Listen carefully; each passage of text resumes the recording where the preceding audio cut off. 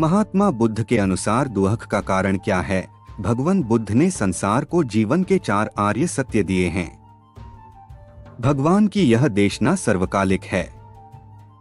वे 2500 वर्ष पूर्व हुए पर उनके बताए हुए मार्ग उस समय भी सटीक थे, आज भी हैं और जब तक मनुष्य है तब तक रहेंगे।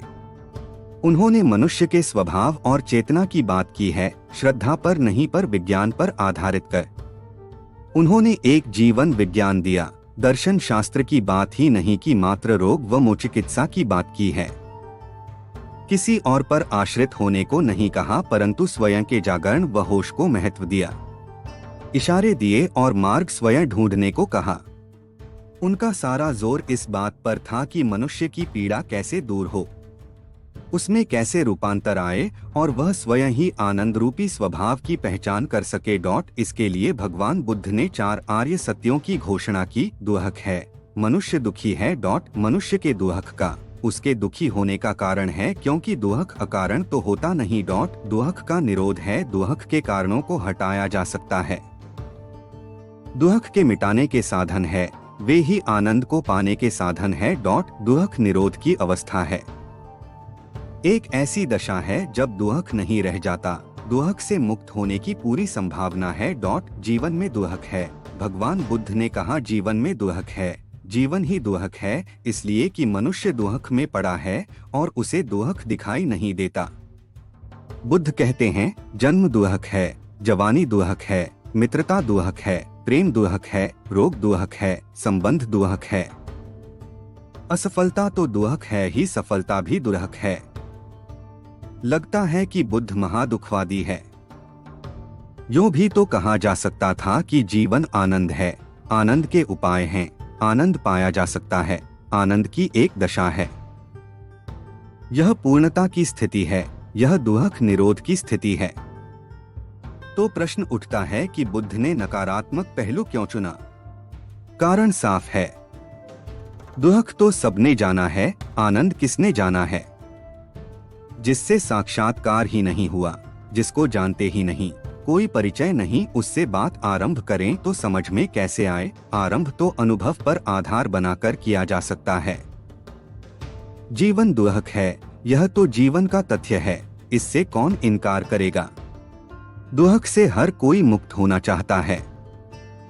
बुद्ध जीवन की निंदा नहीं कर रहे हैं, वे तो इतना ही कह रहे हैं कि जो जीवन का ढंग है वह दुख है।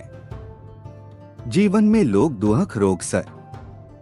बुद्ध जीवन की निंदा नहीं कर रहे हैं, वे तो इतना ही कह रहे हैं कि जो जीवन का ढंग है वह दुख है। जीवन में लोग दुख रोग से ग्रस्त हैं। वे रोग से परिचय करा रहे हैं, फिर वे रोग के कारण समझाते हैं, रोग से छुटकारे के लिए औषधियां बताते हैं और रोग से मुक्त हुए लोगों की दशा से परिचित कराते हैं। वे यह सब करुणा के कारण कह रहे हैं कि जीवन दुखों का घर बना है।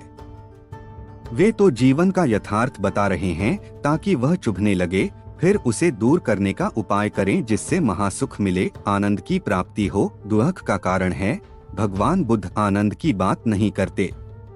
वे तो कहते हैं कि दुख पैदा करने के आयोजन छोड़ दो, आनंद तो अपने आप हो जाएगा, क्योंकि आनंद तो मनुष्य का स्वभाव ही है। आनंद तो है ही, उसे पाना थोड़े ही है। दुख न रहे तो आनंद तो स्वतः ही हो जाएगा। व्यक्ति सोचता है कि जब आनंद मौजूद ही है तो उसे पाने की ही कोशिश करें, परंतु आनंद मिलता नहीं दुख को मिटाए बिना। आनंद की खोज में वह दुख को भूल जाता है, दुख के रास्ते पर चलता है और आनंद की कामना करने लगता है। बीमारी के कारण बने रहें तो स्वास्थ्य की कामना का कोई परिणाम नहीं होता। अतः बुद्ध कहते हैं कि स्वास्थ्य पाना है तो बीमारियों के कारण ढूंढो और उन्हें हटाओ, तभी स्वास्थ्य घटेगा। बुद्ध की देशना में सबसे बड़ी बात है कि उन्होंने कोई सीधे कारण नहीं बताए, इशारे किए और महत्वपूर्ण बात कही। अपदीपो भाव अपने दिए स्वयं बनो। उन्होंने कहा आकाशे च पदं नत्थि सम्मो नत्थि बाहरे, आकाश में पथ नहीं होता और जो बाहर की तरफ दौड़ता है वह ज्ञान को उपलब्ध नहीं हो सकता। इसीलिए तो बुद्ध के मार्ग में ध्यान पर सबसे अधिक जोर है, होश पर सबसे अधिक जोर है। ध्यान में जितनी निर्विचार की स्थिति आएगी, उतना ही आनंद स्पष्ट होने लगेगा। धीरे धीरे यह स्पष्ट होगा कि जो सुख आनंद संसार में खोजा तो नहीं मिला, पर ध्यान के घंटे आधे घंटे में प्रकाश की छोटी छोटी किरणों ने जीवन दृष्टि में बदलाव आरंभ कर दिया। दुख के कारणों पर दृष्टि पड़ी तो इलाज आरंभ हुआ।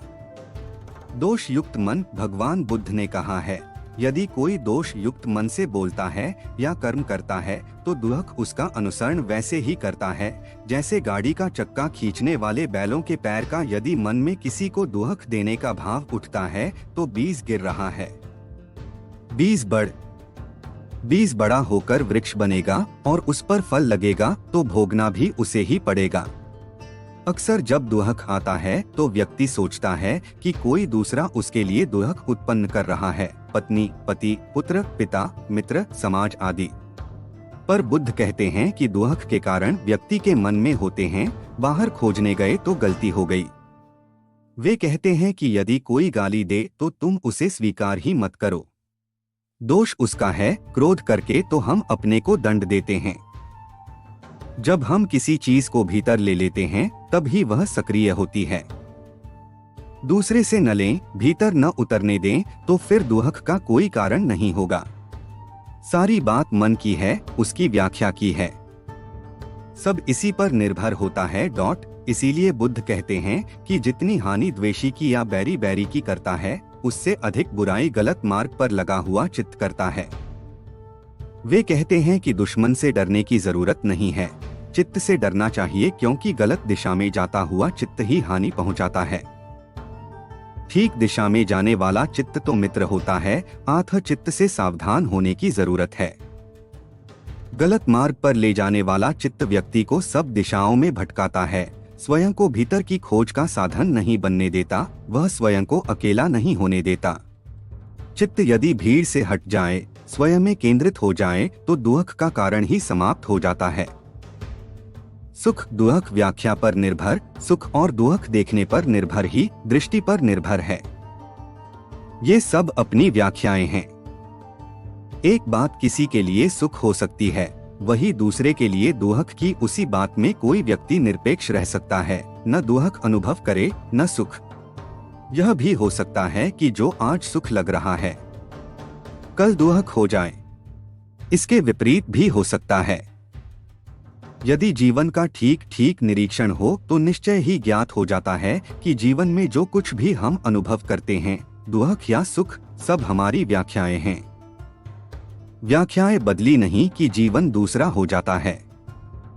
व्याख्याएं अपनी है, हर व्यक्ति उसे बदलने में स्वतंत्र है।